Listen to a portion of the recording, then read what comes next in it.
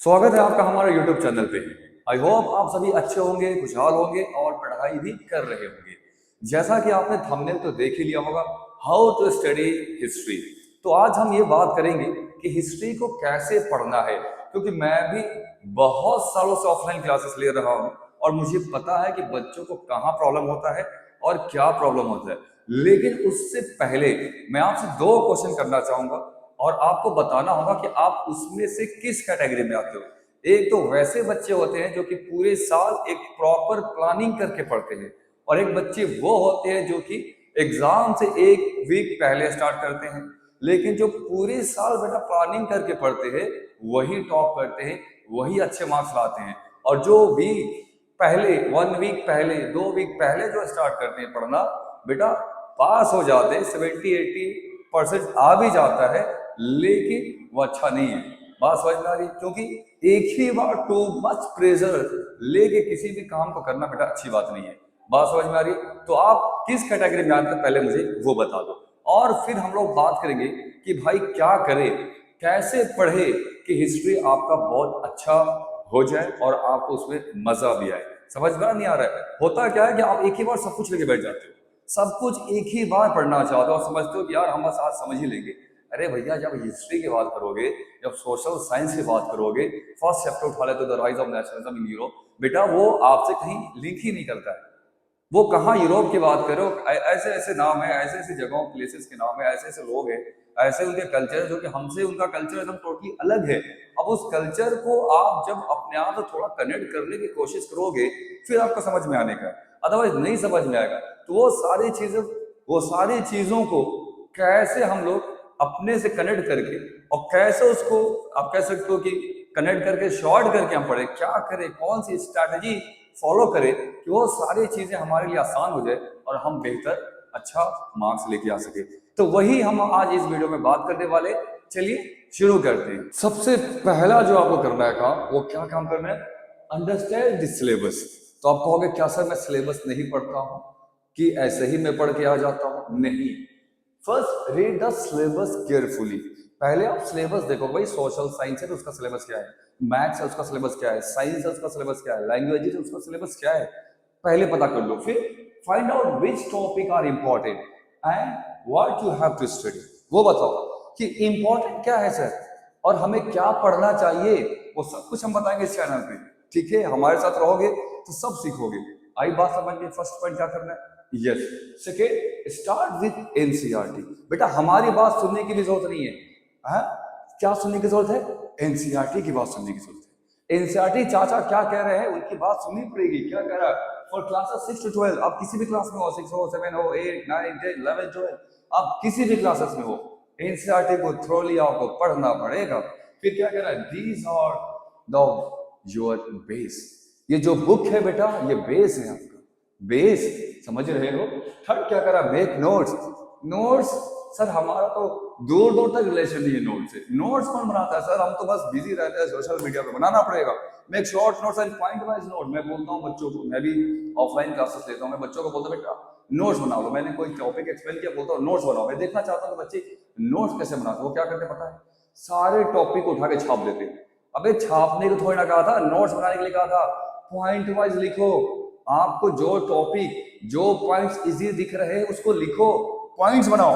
Use timeline, chart and maps, whatever needed आपके according, उस topic के अकॉर्डिंग, एग्जाम पैटर्न के अकॉर्डिंग जो रिक्वायर्ड है उसको लिखो।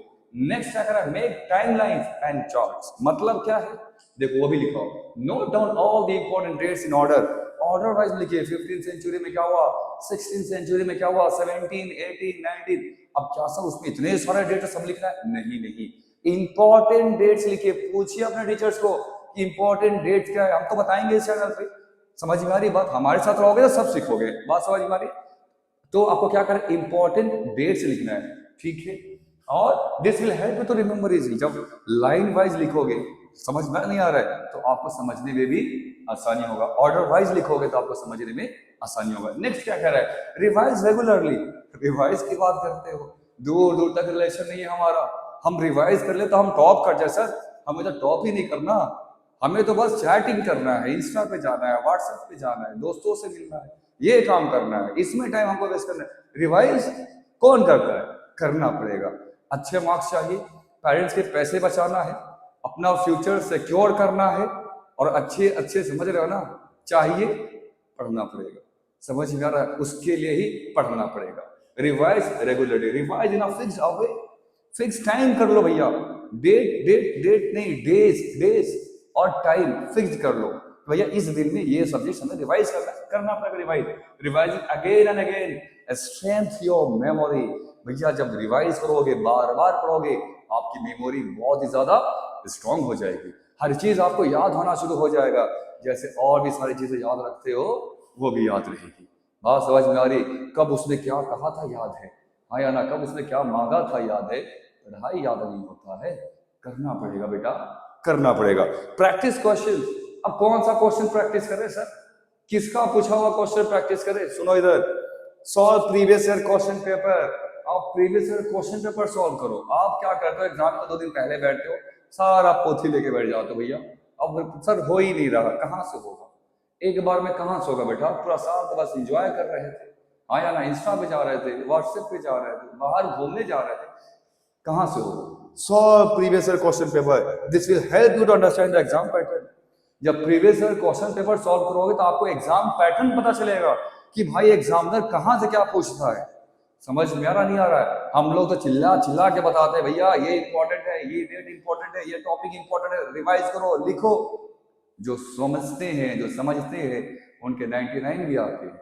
जो नहीं समझते हैं वो 60-70 में रुक जाते हैं। बात समझ में आ रही है? अब देखो, यूज मैप्स एंड पिक्चर।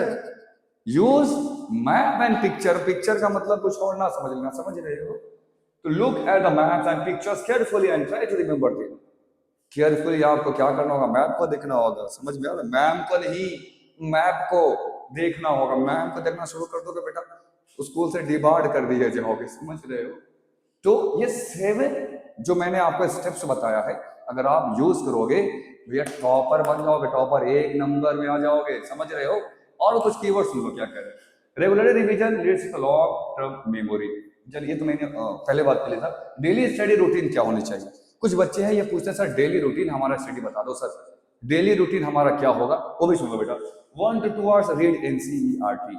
ठीक है, बहुत सारे वीडियोस पड़े होंगे आपके यूट्यूब पे बेटा, सारा वेस्ट बेकार है, वैसे ही बता रहा हूँ। अगर आप भी मेरी भी वीडियो देख रहे हो ना, देखो, लेकिन एनसीईआरटी नहीं पढ़ोगे बेटा सब बेकार है, वेस्ट। एनसीईआरटी आपको पढ़ना पड़ेगा। एनसीईआरटी पढ़ोगे फिर मेरे बात आपको समझ में आने की है, या किसी की भी बात आपको समझ में आना है, एनसीईआरटी पढ़ना पड़ेगा बेटा।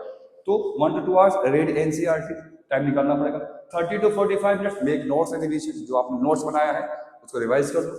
30 मिनट्स प्रैक्टिस क्वेश्चन। 30 मिनट्स में आपको क्या करना है? क्वेश्चंस को प्रैक्टिस करना है। फिर 15 to 20 minutes revise map and chart. ये आपका डेली रूटीन होना चाहिए बेटा। अगर आप ये करोगे, नंबर भैया बरसेगा बरसेगा। समझ रहे हो? आएगा नहीं, बरसने लगेगा। Tips to remember easily. अब क्या करे कि हर चीज मुझे बहुत आसानी से याद हो जाए? सुन लो। Understand the events in the sequence, मैंने पहले बता दिया। Find the reason and results. Third, relate with your own words and example. आप अब उसको अपने ओन वर्ड्स में, अपने ओन एग्जांपल समझने की कोशिश करें। आरी बात समझ? अगर ये सारी चीजें करेंगे टॉपर बन जाओगे, टॉपर। ठीक है, अगर यहां तक आ गए हो बेटा, इस वीडियो को ज्यादा से ज्यादा शेयर कीजिए, ज्यादा से ज्यादा लाइक कीजिए। कुछ हाइप वर्ड्स भी आता है, हाइप करना, वो भी कीजिए। मिलते हैं नेक्स्ट वीडियो में नेक्स्ट टॉपिक के साथ। Thank you so much.